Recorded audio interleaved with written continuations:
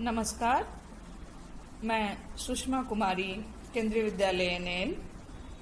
आज के इस कालांश में हम पढ़ेंगे आरोह भाग 1 का पाठ मियां नसीरुद्दीन। लेखिका हैं कृष्णा सोबती।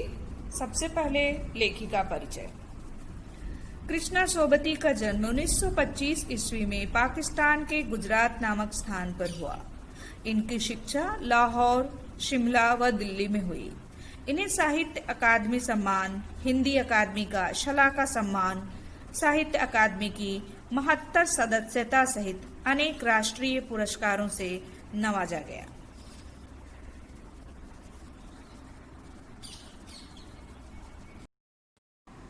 साहित्यिक परिचय।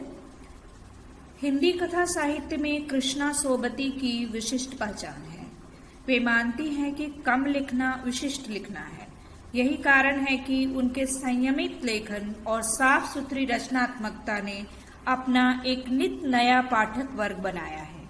उन्होंने हिंदी साहित्य को कई ऐसे यादगार चरित्र दिए हैं जिन्हें अमर कहा जा सकता है, जैसे मित्रों, शाहनी, हशमत आदि।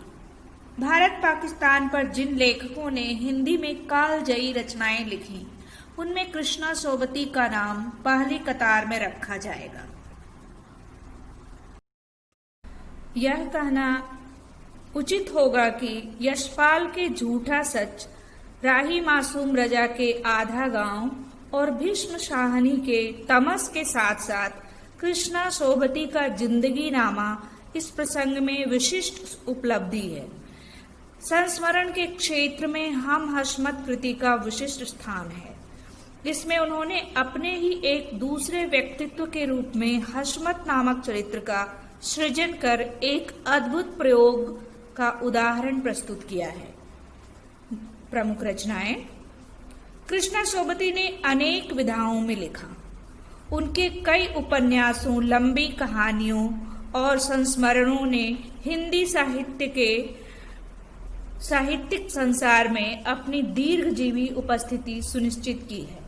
इनकी रचनाएं निम्नलिखित हैं। उपन्यास जिंदगी नामा, दिलो दानिश, ए लड़की, समय सरगम।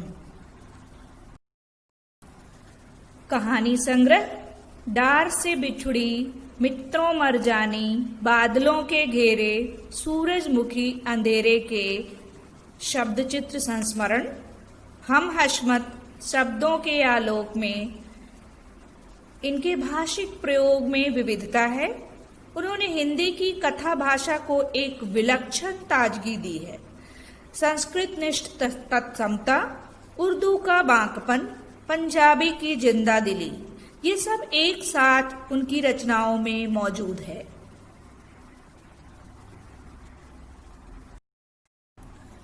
अब पाठ का सारांश। मियां नसीरुद्दीन शब्द चित्र हम हशमत नामक संग्रह से लिया गया है। इसमें खानदानी नानबाई मियां नसीरुद्दीन के व्यक्तित्व, रुचियों और स्वभाव का शब्द चित्र खींचा गया है। मियां नसीरुद्दीन अपने मसीहाई अंदाज से रोटी पकाने की कला और उसमें अपनी खानदानी महारत बताते हैं। वे ऐसा इंसान का प्रतिनिधित्व करते हैं जो अपने पेशे को कला का दर्जा देते हैं और करके सीखने को असली हुनर मानते हैं।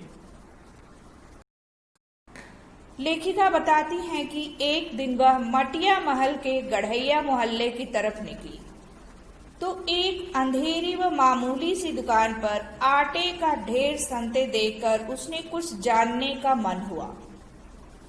पूछताछ करने पर पता चला कि यह खानदानी नानबाई मियां नसीरुद्दीन की दुकान है।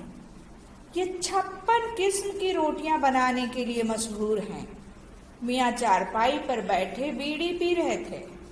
उनके चेहरे पर अनुभव और आंखों में चुस्ती व माथे पर कारीगर के तेवर थे। लेखिका के प्रश्न पूछने की बात पर उन्होंने अखबारों पर व्यंग किया।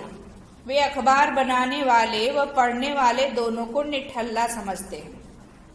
लेखिका ने प्रश्न पूछा कि आपने इतनी तरह की रोटियां बनाने का गुण कहाँ से सीखा? उन्होंने बेपरवाही से जवाब दिया कि यह उनका खानदानी पेशा है। इनके वालिद मियाँ बरकत शाही नानबाई थे और उनके दादा आला नानबाई मियाँ कल्लन थे। उन्होंने खानदानी शान का एहसास कराते हुए बताया कि उन्होंने यह काम अपने पिता से सीखा। नसीरुद्दीन ने बताया कि हमने यह सब मेहनत से सीखा।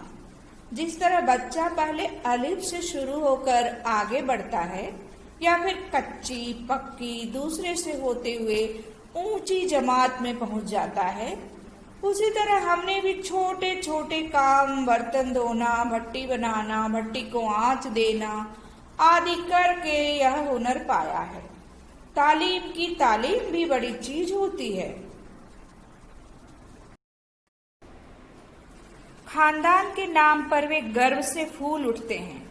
उन्होंने बताया कि एक बार बादशाह सलामत ने उनके बुजुर्गों से कहा कि ऐसी चीज बनाओ जो आग से न पके न पानी से बने। उन्होंने ऐसी चीज बनाई और बादशाह को खूब पसंद आई। वे बड़ाई करते हैं कि खानदानी नानवाई कुएं में भी रोटी पका सकता है। लेखिका ने इस कहावत की सच्चाई पर प्रश्न चिन्ह लगाया तो वे भड़क उठे। लेखिका जानना चाहती थी कि उनके बुजुर्ग किस बादशाह के यहाँ काम करते थे। अब उनका स्वर बदल गया। वे बादशाह का नाम स्वयं भी नहीं जानते थे। वे इधर उधर की बातें करने लगे। अंत में खींचकर बोले, आपको कौन सा उस बादशाह के नाम चिट्ठी पत्री भेजनी है?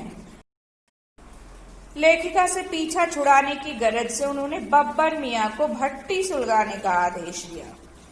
लेखिका ने उनके बारे में पूछा तो उन्होंने कहा कि वे उन्हें मजदूरी देते हैं। लेखिका ने रोटियों की किस्में जानने की इच्छा जताई तो उन्होंने फटाफट नाम गिनवा दिए। फिर तुनक कर बोले, तुनकी पापड़ से ज्यादा महीन होती है। फिर वे यादों में खो गए और कहने लगे कि अब समय बदल गया। अब खाने पकाने का शौक पहले की तरह नहीं रह गया है और न अब कद्र करने वाले हैं। अब तो भारी और मोटी तंदूर रोटी का बोलबाला है। हर व्यक्ति जल्दी में है। तो कृष्णा सोबती का मियाँ नसीरुद्दीन एक मेहनत कश कलाकार का शब्द चित्र है। धन्यवाद।